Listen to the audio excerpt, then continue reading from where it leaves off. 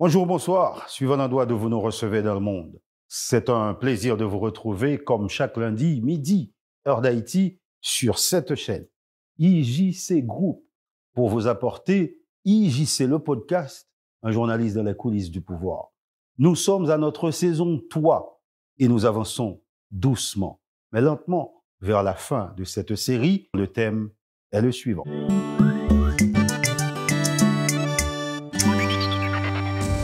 L'exercice du pouvoir en temps de crise. Exercer le pouvoir en Haïti, c'est déjà très difficile, mais l'exercer en temps de crise, c'est insurmontable. C'est la quadrature du cercle. Et la crise en Haïti en été 2021 était pas une crise ordinaire, elle était multisectorielle, elle était multifacette, elle était pluriforme. La crise dont on parle en juillet 2021 était au-delà de toute attente de notre vivant, en tout cas cette génération-là, pour ceux qui ont entre 0 et 50 ans, n'ont jamais vu un président assassiné dans l'exercice de ses fonctions. On venait d'assassiner un président en exercice et il se trouve que celui qui détenait les rênes du pays après cet assassinat n'est autre que son Premier ministre. Un Premier ministre qui pourtant devait tout à ce président. Parce que, il faut savoir, Claude Joseph ne connaissait pas Jovenel Moïse avant. En tout cas, même s'il se connaissait, il ne se côtoyait pas. Il ne pouvait même pas ils ne pouvaient voir collaborer ensemble. Donc, quand Claude Joseph, par l'entremise de Garibodo, a été présenté à Jovenel Moïse, Jovenel Moïse ne le connaissait pas comme... Si, il le connaissait un peu, puisque tout le monde sait ce que faisait tout le monde. Et puis, Claude était dans l'actualité à une certaine période, quand il était activiste au niveau des universités en Haïti, dans le mouvement des étudiants qui était en vogue à cette période-là. Forcément, Jovenel Moïse a entendu parler de Claude Joseph, mais il ne se connaissait pas. Et il ne pouvait pas collaborer politiquement, puisque Claude Joseph n'est pas un politique à la base. Il ne faisait pas partie d'un parti politique. Il n'était pas dans le sérail politique, il n'était pas, je sais pas moi, dans le giron politique, en ce sens que les acteurs politiques ne le connaissaient pas en tant que tel. Déjà, il était à l'étranger. Donc, il menait sa vie tranquillement à New York. Et quand est venue l'occasion pour lui de se présenter à Jovenel Moïse par l'entremise de Garibodo, ça s'est fait et Jovenel Moïse est tombé sous le charme de cet homme. Sous le charme de cet homme, sous le charme de sa communication, sous le charme de sa vision aussi. Et Jovenel Moïse peut-être se voyait en Claude Joseph, en ce sens que leur parcours n'est pas différent. Il y a ces deux petites soyettes qui sortent en dehors. Il y a aussi des gens qui partent vraiment dans le rouage politique. C'est à la faveur d'une rencontre ou d'une opportunité que ils ont retrouvé là. Donc, l'un se voyait en l'autre. Donc, c'est ce Jovenel Moïse qui a fait de Claude Joseph ce qu'il est aujourd'hui. D'abord, il l'a nommé chargé d'affaires en Argentine, puis il l'a envoyé à Madrid, et là, grâce à Louis-Marie Montfort Saint-Île, que Claude Joseph a rencontré à Madrid, Claude Joseph allait devenir un ambassadeur de taille et bientôt un ministre des Affaires étrangères plus qu'important. C'est donc ce Claude Joseph qui voit son président, Jovenel Moïse, assassiné sous son gouvernement comme Premier ministre. Il lui fallait, sinon obtenir justice pour la famille présidentielle, plutôt faire tout ce qui est en son pouvoir pour que l'enquête aboutisse. Et vous allez le voir, tout au long de l'exercice du pouvoir depuis le 7 juillet, depuis l'assassinat de Jovenel Moïse, toutes les actions, tous les actes posés par Claude Joseph allaient dans ce sens-là. Il a redéfini les priorités de son gouvernement. Il s'agissait désormais de faciliter le déroulement de l'enquête avant d'organiser des élections en vue de remettre le pouvoir à qui que ce soit. Mais dans cette période d'incertitude politique, les tractations allaient bon train. Et plusieurs acteurs politiques jouaient de leur partition. C'est normal. Ils voulaient tous s'accaparer du pouvoir. Il y avait bien sûr Ariel Henry, qui avait dans ses valises un arrêté qu'il avait nommé Premier ministre. Il y avait d'un autre côté Joseph Lambert, qui était encore le président d'une petite partie, en tout cas l'infime partie qui restait du Sénat, qui lui aussi se positionnait et se voyait président de la République en remplacement de Jovenel Moïse assassiné. Et il se positionnait comme un rempart de la démocratie dans ces périodes de troubles et cherchait une brèche dans laquelle s'engouffrer. Claude Joseph avait bien compris qu'il fallait composer avec la classe politique. Et je me souviens, il a d'ailleurs appelé Joseph Lambert à plusieurs reprises et il était même prêt à envisager une collaboration avec Joseph Lambert qui serait peut-être président provisoire en attendant qu'on concocte des élections et lui, il resterait Premier ministre. Mais il savait aussi qu'il ne pouvait pas légitimement, en tout cas, écarter Ariel Henry, parce que Ariel Henry, c'était le seul qui avait une espèce de légitimité, qui pouvait dire, qui pouvait exhiber quelque chose, l'arrêté qu'il a nommé. Et cet arrêté, c'est quand même l'expression de la dernière volonté du président de la République, celui qui a été élu par le peuple. Donc ça veut dire que Ariel Henry, à juste titre, lui, pouvait l'ITK dit lui-même l'y revendiquer primatiola. Et il aurait pu le faire.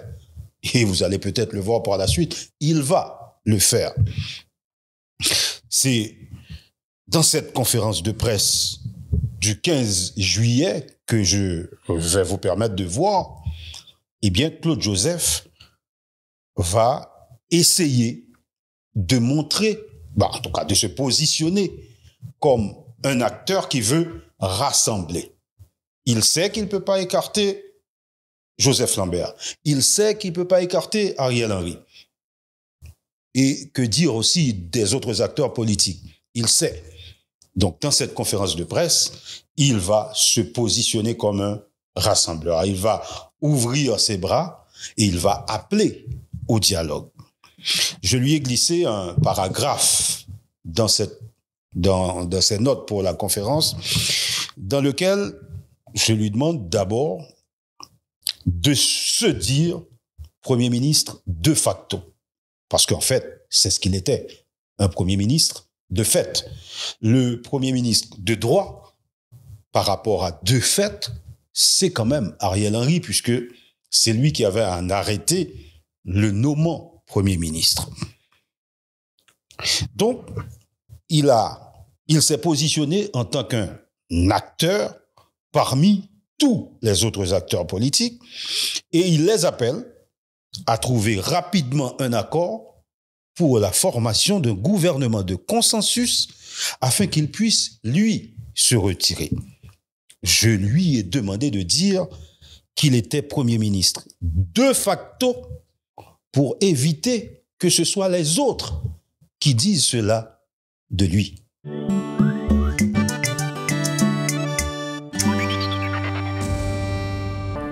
Les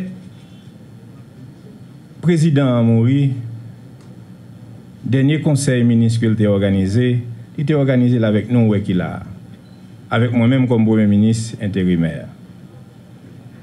Les présidents Amoury, il faut que tu aies des autorités campées qui vous permettre nous là aujourd'hui, 9 jours après.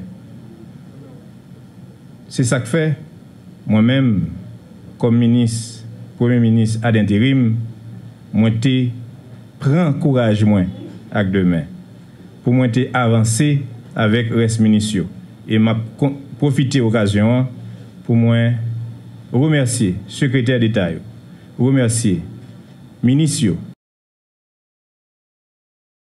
t'es assuré présidence conseil ministre qui te me dit que je dis dans ça qui gagne ouais après Jovenel l'important pour tout acteur mettre tête ensemble te gagné un processus en cours qui te gagné une nomination un premier ministre qui désigné processus n'a pas abouti quoi nous tous connaissons.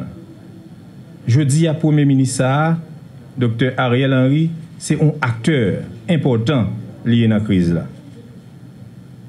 Sénateur c'est des acteurs importants dans la crise là. Moun société civile là, organisation, secteur organisé parti politique c'est des acteurs Moi pas gagné aucune ambition personnelle, je pas sorti dans parti politique, c'est Jovenel Moïse qui était fait chargé d'affaires. C'est Jovenel Moïse qui fait ministre Affaires étrangères. C'est ce Jovenel Moïse, mon premier ministre. Je n'ai pas de lien avec le parti politique.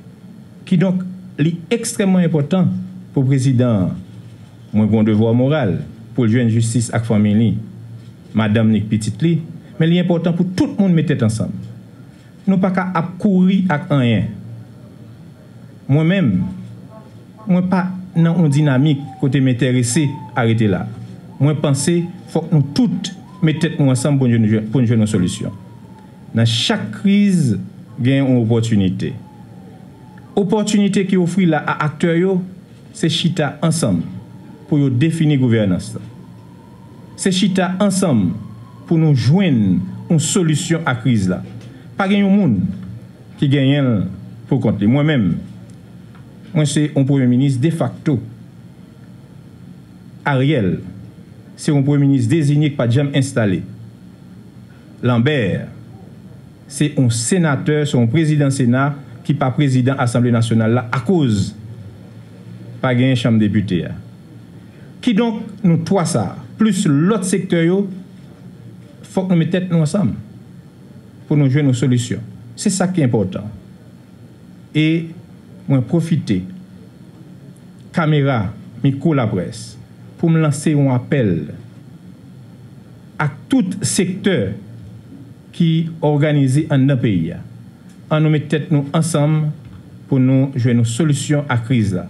Conférence pour la presse ça faite dans date 15 juillet 2021. C'était un jour jeudi. Claude Joseph, Jean Sotandela, l'ouvrit deux bras pour le recevoir acteurs politiques.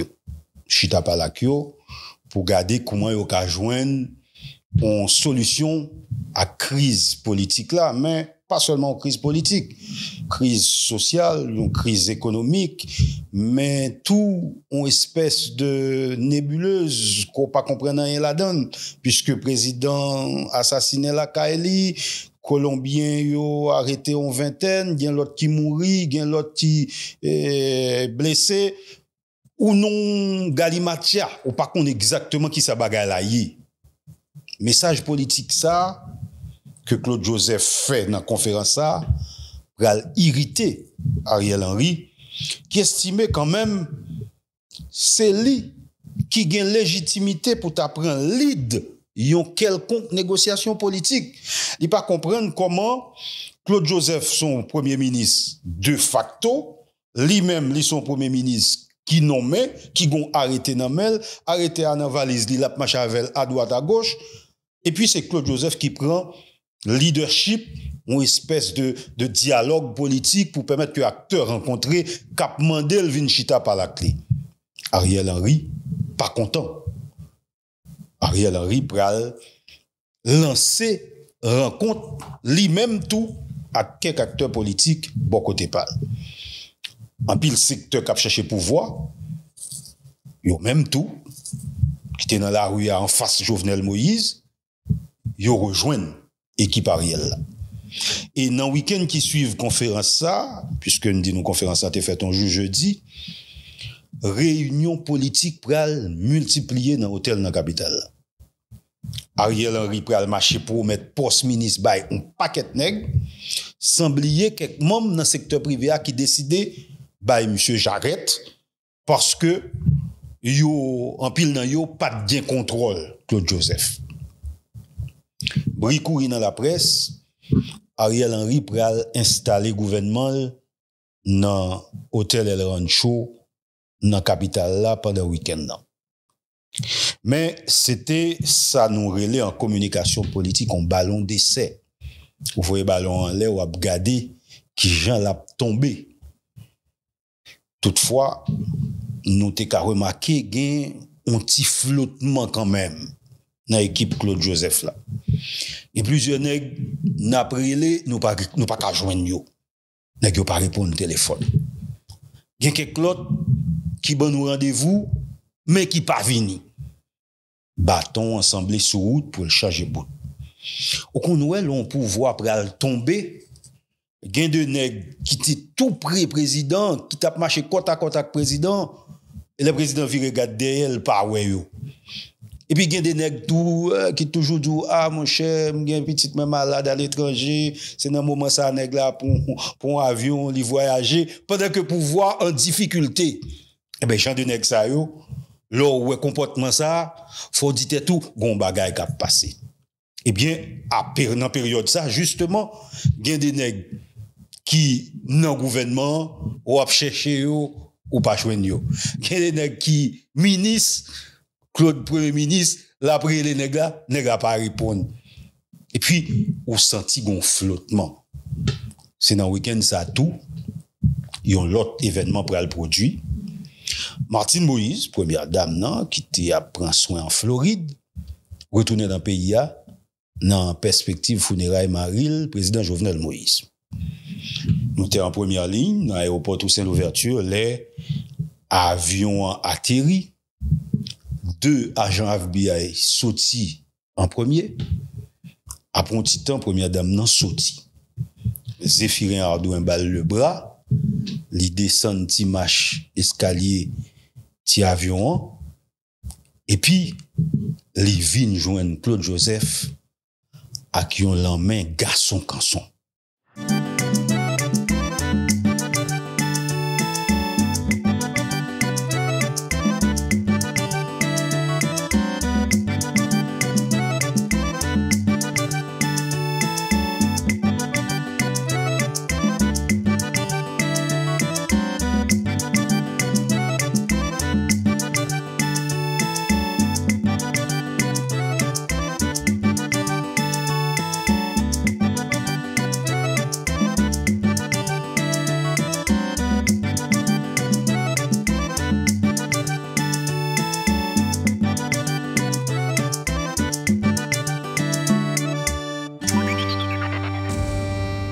Avec le retour de la première dame au pays, les préparatifs pour les funérailles du président Jovenel Moïse allaient un peu s'accélérer.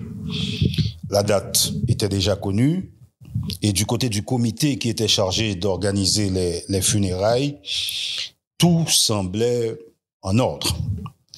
Plusieurs cérémonies étaient prévues, dont la principale qui aurait lieu dans sa commune natale, dans la commune natale de Jovenel Moïse, à Madeleine, non loin du sépulcre de son père.